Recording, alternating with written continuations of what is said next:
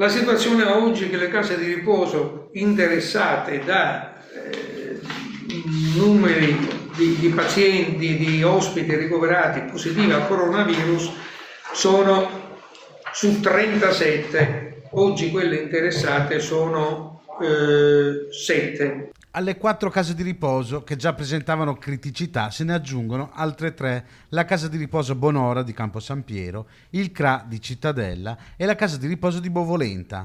In totale sono 358 gli ospiti delle case di riposo padovane risultati positivi, 310 sono ancora nelle strutture di riferimento, 46 sono invece ricoverati negli ospedali del territorio.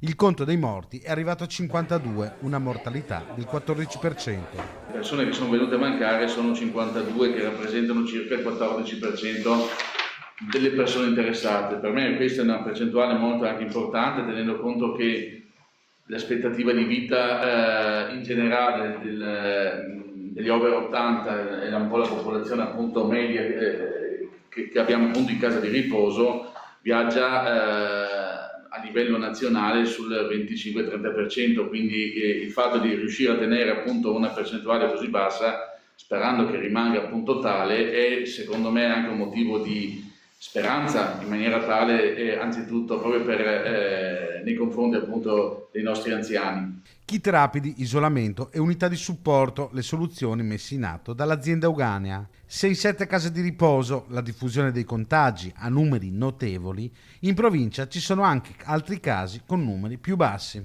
Sono 15 in tutto, ma se vado a vedere le positività ci sono un caso positivo di un ospite, 2.